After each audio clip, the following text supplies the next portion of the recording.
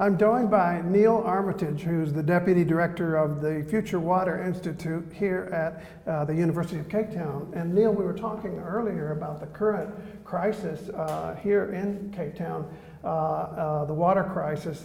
What can you tell us? Can you sort of describe the situation right now? Well, the situation in Cape Town is that we're currently experiencing the worst drought on record by a substantial margin. Hydrologists have variously worked it out as between a 400 and 1 in 1,100 year drought. And this, of course, is problematic because, as far as I'm aware, no city in the world prepares for that type of drought. And it's also something of a perfect storm, if you forgive the analogy, because there's no rain, because it came at the end of a cycle just before the city was to roll out new infrastructure. So we have infrastructure that's more or less at capacity at a time when we've had this dreadful drought. And as I understand it, one of the ironies of this situation is that Cape Town has been quite progressive in its water conservation and its sustainability efforts, but in some ways, as we were discussing, there's been an unintended consequence of that. So Cape Town has been very progressive in the way it's done its infrastructure. It has been working for a considerable number of years on water demand management, to bringing down the per capita water use, and more than that, to reduce the amount of unaccounted for water. So it's about 15%, which compares well on international norms. And it's by far the best in the country, probably the best in the continent. The problem with that is that ordinarily when you'd have a drought, your first response would be to cut back on water use. But if you've already been progressively cutting back on water use over a period of 18 years, there's not an awful lot of fat left in the system. Essentially, it's the law of diminishing returns. You already have an efficient system. It's very hard to make it more efficient. So when you're thinking about sustainability and resilience, one of the things that you have to build in is a bit of redundancy into the system. Maybe we haven't thought enough about that. Well, it's an interesting thing that engineers are focused on efficiency, but increasingly what we're beginning to learn as we go into a very uncertain future with potential climate change, making a bit of a mockery of our historical records, we have to build an inefficiency. Engineers have to learn to deliberately be inefficient, but inefficient in a clever way. So it's not just about poor maintenance, it's about making sure that there is redundancy, that there is other infrastructure that will act as a backup in case of a failure.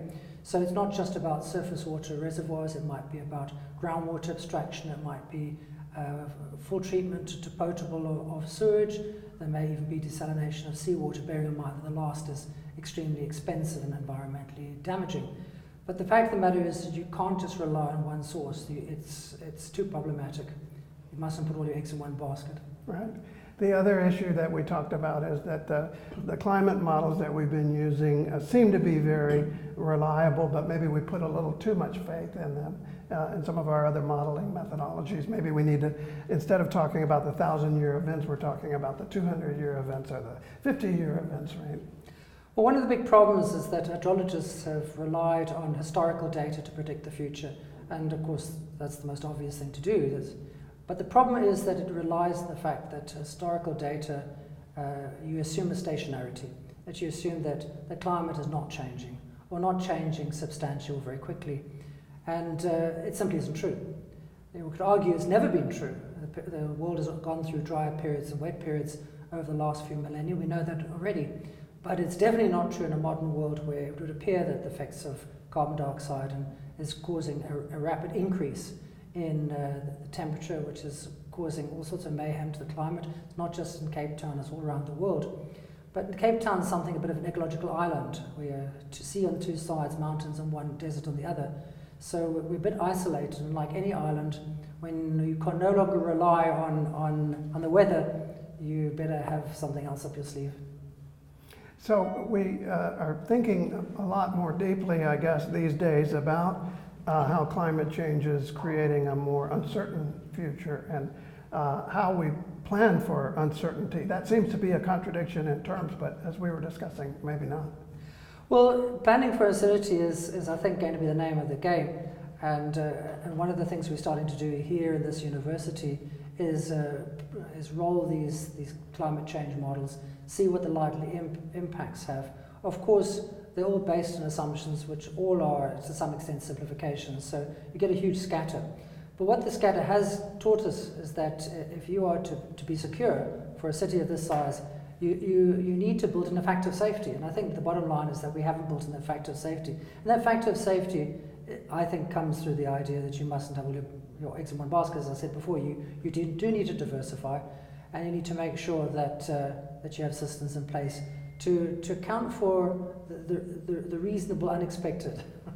Right, which is a different way of thinking. I mean, a lot of the planning that I've been experienced in my career early on was much more linear, much more trying to develop a set theory, set number of predictions, and then plan around those predictions. And as you were alluding to before, the idea of planning for redundancy, forget the term you use, but planning in a smart way, for not just wasteful, but a smart way of planning, seems to be a kind of new paradigm, really. Historically, certainly since the Victorian era, engineers have been planning in a sort of linear type way, and it's been largely about large engineering grey infrastructure. And it's worked very well. I mean, I think we must realize that it did a lot to increase lifespans through the reduction of disease through the latter half of the 19th century and the 20th century. But the world has got to be too complicated a place. The population growth and the demands of industry and all the rest of it mean that even, and coupled with an uncertain climate, it means that engineers now have to think more systemically, and they have to see that we do have to look at things in a more integrated way, and we also have to, as we make a bigger and bigger environmental footprint, we've got to see how we can mitigate our footprint or manage our footprint in a way that is sustainable. Yes, we do want economic growth, but it's got to be the type of economic growth that takes into account limits of the ecosystem. We've been involved with the new urban agenda, which is the Habitat 3 conference outcome. And right now the big challenge is thinking about how do you implement that, particularly in the context of cities that are rapidly urbanizing, which is certainly the case here in Africa. What do you see as the key lessons for, especially in rapid urbanization? What are the key pieces of advice that you see from your point of view? Well, Africa has this great challenge of extremely rapid urbanization. And it's not just any old urbanization, it's largely urbanization of the poor, which means that you have a lot of informality. And it also means that you often have very weak governance as well. So I think the take-home lesson for this is that, in some sense, the governance model has to keep simplicity at its core. It can't try to control, because if it tries to control everything, it will control nothing. So it's got to focus on what are the key issues that you're concerned about. In this case, we're talking about water. So it would be protecting the environment with respect to water. I talk about water-sensitive design. Others might talk about water-sensitive urban design or blue-green infrastructure, whatever it is. And I think what you need to do is you need to have a few simple policies to guide how you manage the city. But you have to understand that, to a large extent, you cannot manage the city. The city is somewhat out of control, and it's likely to be like that for the foreseeable future. And that is not necessarily a bad thing. In many ways, one of the nice things about Africa is that we're almost always building on a greenfield site.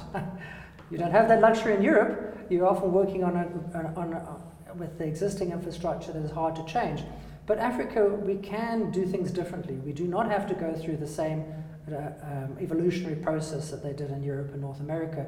There is a sense in which we can leapfrog some of the intermediate steps, but then you do have to take into account that you have a huge shortage of capital, but of course you have very little shortage of manpower. It's just how you tap into that's the key.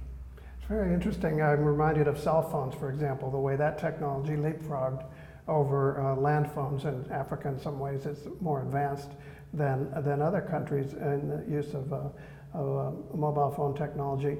But I was also struck when you were describing the role of informality and the challenge that it poses, and the similarity between that and what we were discussing before, which is planning for uncertainty.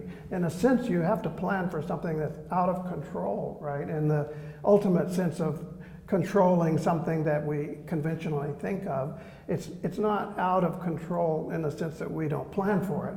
It's out of control in the sense that we might not know what's going to happen, right? So isn't that kind of a different way of thinking?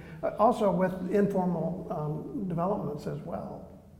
Well, informality really complicates things. And as I said previously, it's something that's almost impossible to manage. But it is possible to direct. So it is possible, if you're sufficiently proactive as a city, to direct informal development. I think Brazilians, for example, have done a lot of that in some of their cities, like Curitiba and the likes of that, where they've accepted a certain degree of informality. What they've done is they've put down a sort of clear set of rules about how the game's played, and they help where they can. And then for the rest of it, you allow people to manage themselves. The fact of the matter is that we've long since got past the situation where any one government can control everything. They simply can't. The experience of the communist regimes told us that.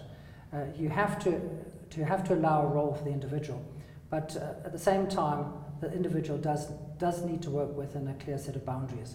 And it's those boundaries, how you set those boundaries up, that are so critical. But there are ways of doing it, and I think that it's a case of if you can engage society well enough, and that's quite the trick, then I think that you can get a lot of dynamism coming in a rapidly growing city like in Africa. It is a different way of thinking, isn't it?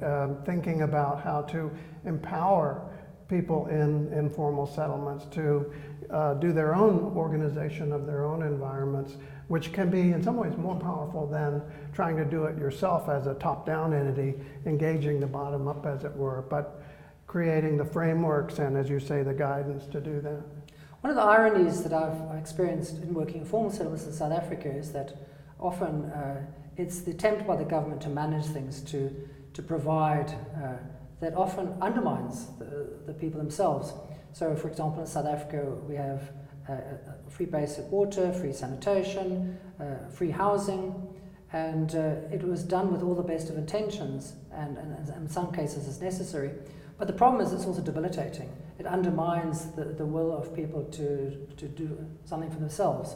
Right. So I, without trying to blame the government for that particular choice, which was rooted in trying to rectify historical injustice, nevertheless, it's caused all sorts of unintended consequences. Right. And I think it's the law of unintended consequences. You've got to watch out for that. Sometimes in a sense, you've got to stop being quite so clever, and rather just do things incrementally and watch how they pan out. But you do have to know what it is that you aren't going to allow. So, for example, it's a problem in Cape Town with allowing informal settlements to set up in wetlands or on solid waste sites. It's not acceptable. It's just not going to work. But they want to be there because that's the open land closest to opportunities. So acknowledging that, then in my view, you've got to quickly come up with a better alternative. Right. Well, that notion of unintended consequences seems to run through all the points that we've talked about to some degree, and we need to be prepared for more unintended consequences in the future, it seems, and we need to develop, it seems to me, new strategies to deal with those. Any final thoughts or comments on that? I think that the future for South Africa and Cape Town is actually very bright. We have some short-term problems, which are going to take something to get over with. We're worrying about day zero when the city may turn off the taps. It's a race between, a race in time really, as to when the rains come and to whether people can reduce their water use sufficiently to get to that next rainy season. So that's making people very nervous and people doing all sorts of strange things in the meantime. But the interesting thing about it is that I really believe that once we're through here and out the other side, it's one of those things that what doesn't kill you will make you stronger. Right. And I really believe that this is going to make Cape Town stronger, and it's something that I think can serve as an object lesson to everywhere in the world, because many places, many cities in the world are going to face very similar circumstances in the future. And I'm really looking forward to saying to them, I've been there, I've done that, I can help you. Great, thank you so much. It's been a pleasure.